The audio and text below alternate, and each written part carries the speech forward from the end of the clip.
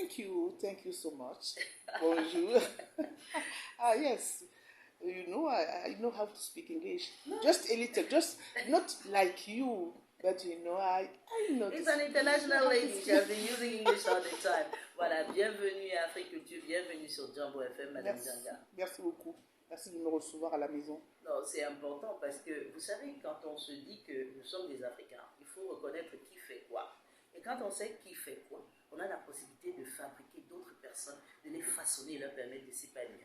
Donc vous êtes ici avec nous parce qu'on estime que vous avez beaucoup dans votre sac. C'est combien d'années en tout dans le monde des romans et de l'écriture? De manière virtuelle, depuis que je suis dans le ventre de ma mère, il me semble. Ça, c'est de manière virtuelle de concevoir également mon implication dans la littérature. Et puis maintenant, de manière existentielle, dans cette monde, cette terre, parce qu'on est des terriens. Oui. Donc après, mais avant, on a eu quand même une vie, il me semble, une vie spirituelle. Donc, 2007. Exactement. Oui. Et comment se fait le déclic? C'est ce déclic-là, je me dis, écoute, sois courageuse, quoi. Comme tu l'as toujours été depuis l'enfance. En fait, c'est aussi un tempérament. Où je n'ai pas peur, en fait, depuis toute petite, de faire des vagues.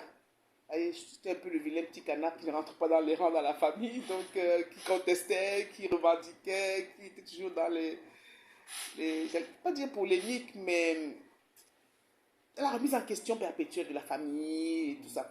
Donc, toujours a dit pourquoi. Pourquoi, comment, mais explique-moi.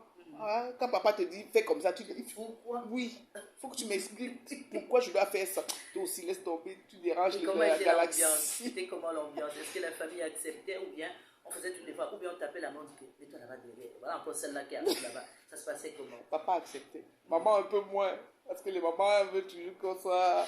Mais papa était avant-gardiste, donc il adorait les bouquins. Il a commencé par être enseignant, donc très ouvert.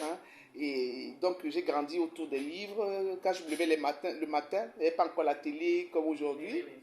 Donc j'avais les bouquins devant moi, donc je ne pouvais que lire. Okay. Est-ce qu'il orientait dans un... Il y avait une lecture particulière qui vous attribuait? Alors justement, non. C'était très éclectique. Parce que c'est plus l'histoire assez...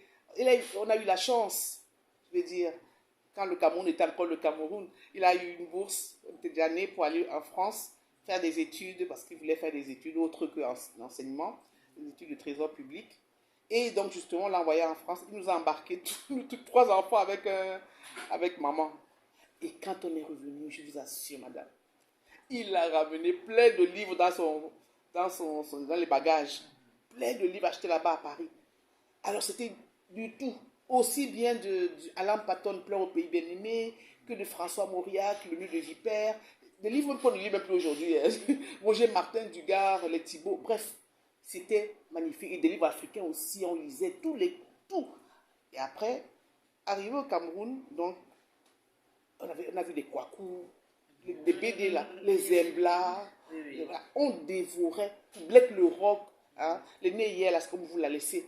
Moi, j'ai lu quand même Black le Rock. Il avait dit, comment vous faites avec moi comme ça là? Donc, on a quand même lu ça avec les Zembla et tout le reste. Ah bon? Donc, vous savez pourquoi on vous pose ces questions? Parce que peut-être à la maison, il y a un parent qui a effectivement un enfant qui est un peu comme Madame Djanga aujourd'hui et qui se dit, mais je fais comment pour canaliser cet enfant? Et vous comprenez que personne ne vit une histoire qui est nouvelle. On a tous une histoire liée à quelque chose ou à quelqu'un. Donc, si vous êtes un parent à la maison, vous avez des enfants qui ressemblent un peu à ce qu'on est en train de décrire ici, comprenez que la lecture peut être l'une des meilleures des façons de permettre à cet enfant de s'épanouir. Et là, vous avez toutes ces lectures-là. Comment vous vous orientez? Parce que ça, c'est déjà lire. Accepter qu'on se retrouve à écrire, c'est une autre étape. Comment ça s'est déroulé? Mais il faut commencer par lire. Justement, il y a cette étape à franchir. C'est-à-dire que l'enfant, il adhère à ce qu'il trouve à la maison.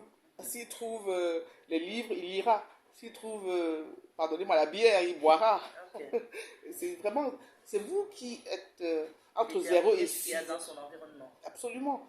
Et surtout qu'entre 0 et 6 ans, c'est-à-dire même avant que l'enfant n'aille à l'école, vous êtes les seuls, pratiquement, la famille est la seule... Le seul vrai contact avec l'extérieur. Oui, le seul éducateur aussi.